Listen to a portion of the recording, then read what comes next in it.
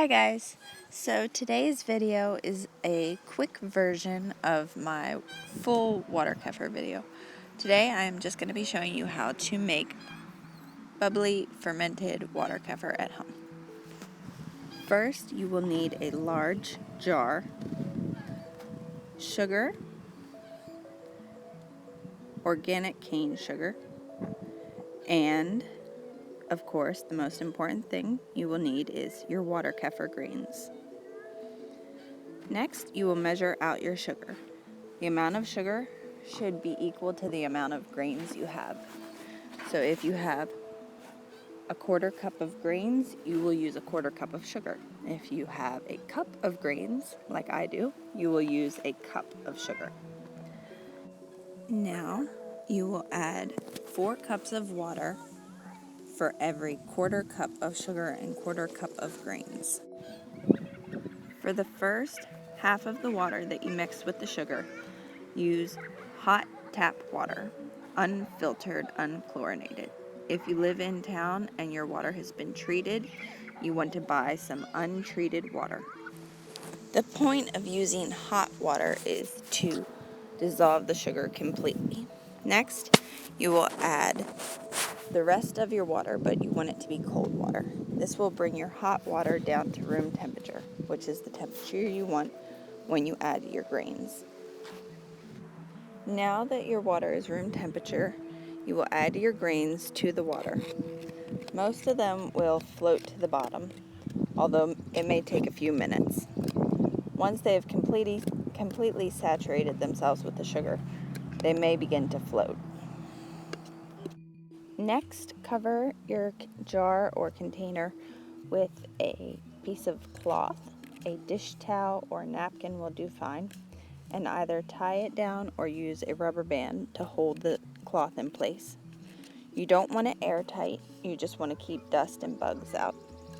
Next, place your jar in a warm place out of direct sunlight. You want to leave your jar here for 2 to 3 days. This is your first fermentation. I use a small blackboard to keep track of the days, as I have many things going on and it's easy to lose track of time.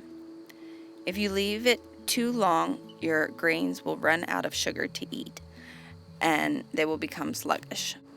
Now it is time for your second fermentation. You will need some swing top bottles. These type of bottles allow the pressure to build inside and create a bubbly drink similar to soda.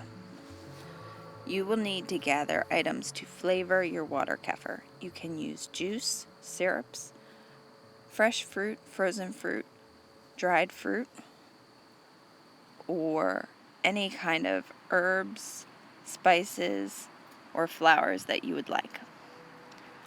I will be using regular store-bought apple juice, a mixture of lemon thyme simple syrup that I made at home, and frozen blueberries that have been thawed out. For my third bottle, I will be using dried cranberries, honey, cloves, and allspice. Now, the spices do intensify greatly when you put them into the water kefir, so I recommend only using a very small amount. Next, I will be using some pre-made hibiscus tea that has been heavily sugared.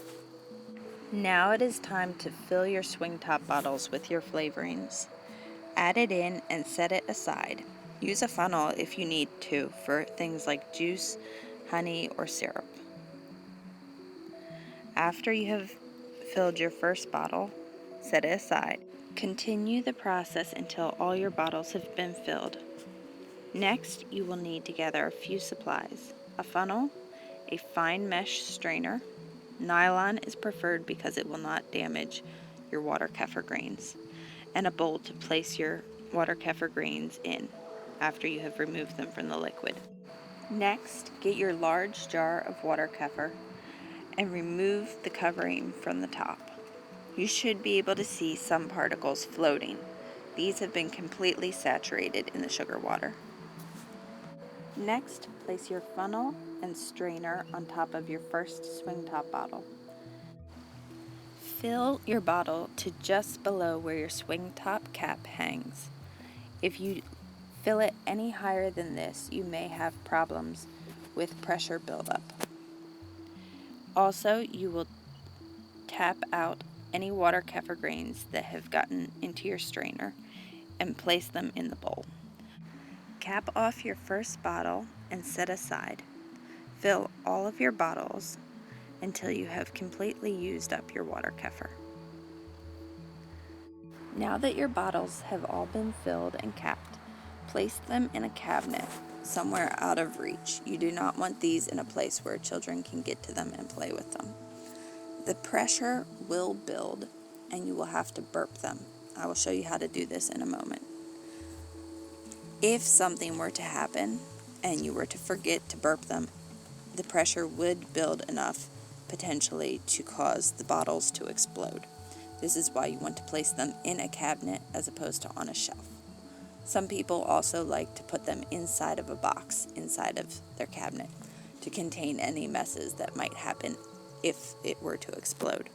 I have never had a problem remembering to burp my bottles, so this has not been a concern for me. Now, let's talk about burping.